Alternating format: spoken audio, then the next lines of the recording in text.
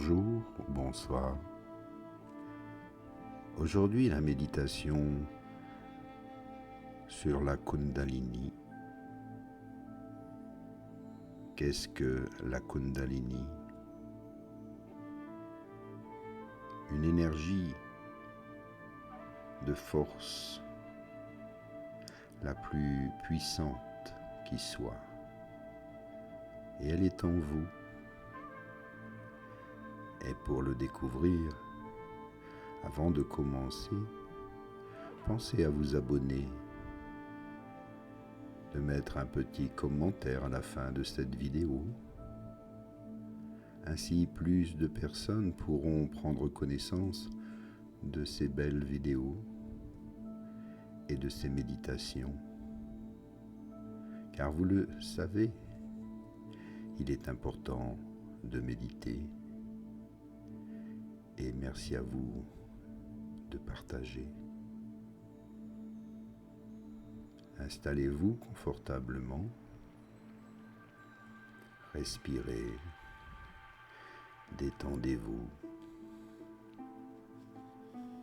Prenez le temps de bien vous installer dans la position du lotus,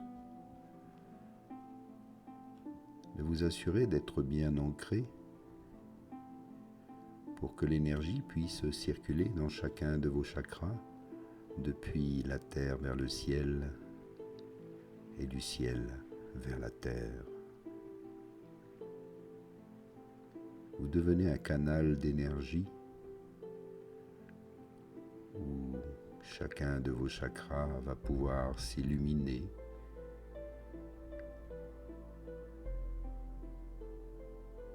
C'est ce que propose l'ouverture, la circulation de la Kundalini. C'est une force la plus puissante qui soit en vous. Et on l'a qualifiée de mythe. Dès votre naissance, le monde vous a appris à chercher des réponses à l'extérieur, à poursuivre un sens à travers le bruit et à faire confiance à des systèmes qui n'ont jamais été conçus pour vous libérer. Mais il y a quelque chose d'ancien en vous, quelque chose de réel, une force endormie, enfouie au bas de votre colonne vertébrale, recroquevillée comme un serpent silencieux. Elle est patiente et elle attend. Et on vous a dit que c'était une métaphore, un non-sens mystique. On vous a même dit que c'était dangereux.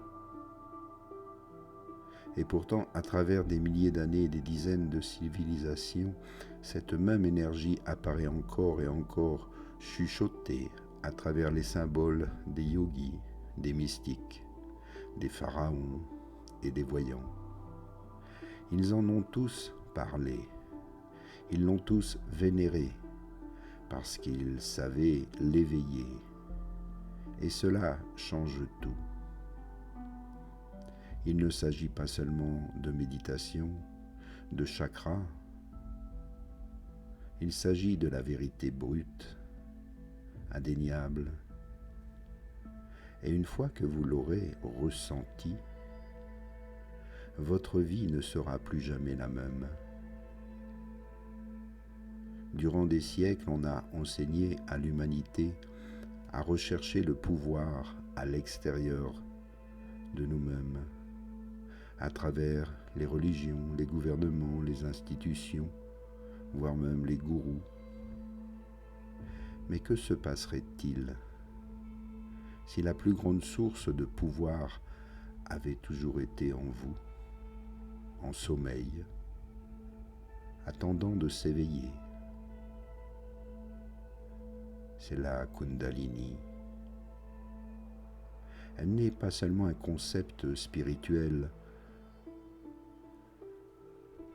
c'est quelque chose de plus puissant.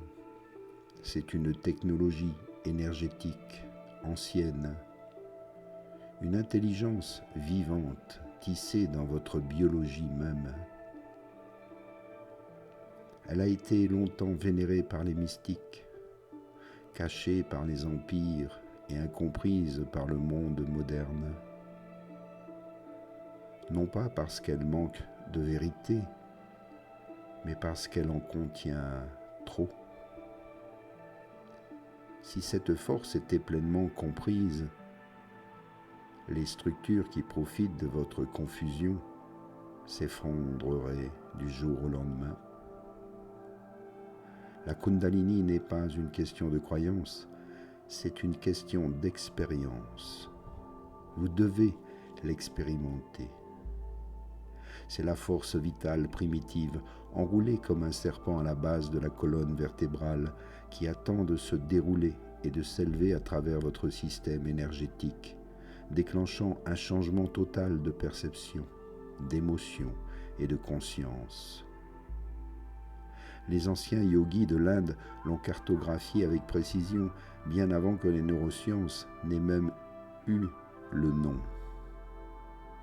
Ils ont décrit les chakras, non pas comme des symboles abstraits, mais comme des passerelles énergétiques, chacune correspondant à des étapes du développement humain, de l'évolution psychologique et de l'incarnation spirituelle. Ils ne l'ont pas imaginé, ils l'ont vécu. Mais au fil du temps, ce savoir a été enfoui.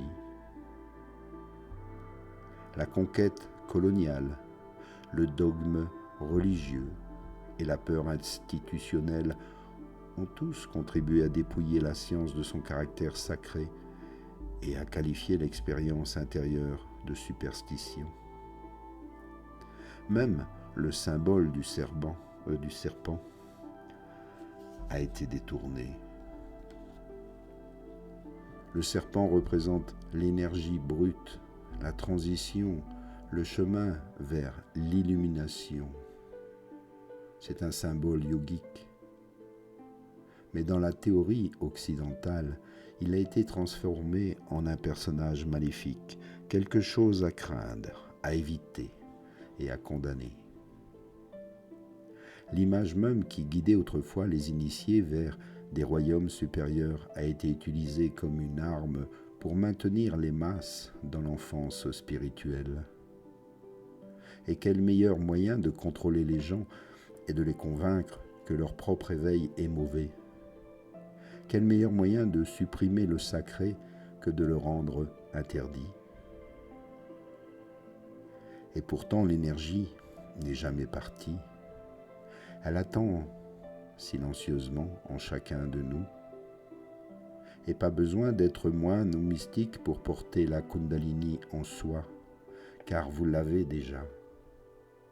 Elle est intégrée à votre corps, à votre respiration, à votre système nerveux. La seule question est, allez-vous y accéder un jour? La Kundalini n'est pas une tendance, c'est une révolution de la perception. Elle ne demande pas d'adeptes, elle exige des chercheurs de vérité, des personnes prêtes à se débarrasser des couches de fausse identité et à affronter ce qui se cache en dessous. C'est pourquoi elle n'est pas enseignée dans les écoles, c'est pourquoi elle ne fait pas partie des revues scientifiques. Elle n'est pas célébrée dans les cercles spirituels traditionnels. Parce qu'elle ne se vend pas, et elle ne vend pas l'obéissance. Au contraire, elle la détruit. Une fois que cette force commence à bouger en vous, vous ne pouvez plus être manipulé par la peur, humilié par la conformité, ou séduit par la superficialité. Vous commencez à voir avec un regard neuf, à penser avec une nouvelle clarté et à ressentir avec une nouvelle profondeur. Mais elle doit être abordée avec respect, parce que la Kundalini n'est pas passive. Elle amplifie ce qui est déjà en vous. Alors si vous êtes ancré comme ici et maintenant, clair et humble, elle peut conduire à une transformation profonde. Si vous êtes imprudent, égocentrique ou mal préparé, elle peut amplifier votre confusion. C'est pourquoi tant de traditions l'ont placé derrière des rituels, des disciplines et une purification intérieure nécessaire. Non pas pour vous en éloigner, mais pour s'assurer que vous soyez prêt et prête. Car lorsque le serpent s'élève, il n'apporte pas seulement la lumière, il apporte tout. Le refoulé, le caché, le non résolu. Et c'est là que le vrai travail commence. Alors demandez-vous, voulez-vous vraiment vous éveiller? Pas seulement à la lumière, mais à toute la vérité sur qui vous êtes et qui vous avez été conditionné à être. Car c'est ce que fait la Kundalini. Ce n'est pas une fuite de la réalité, c'est une immersion dans ses couches les plus profondes. Et une fois que cela commence, il n'y a plus de retour en arrière possible. La Kundalini n'est pas un mot à la mode, ce n'est pas une métaphore, ce n'est pas quelque chose inventé par des mystiques pour vous vendre un cours ou vous donner un sentiment éphémère d'importance spirituelle.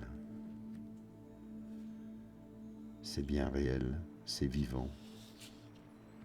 Et elle est déjà en vous, n'attendant qu'à se réveiller.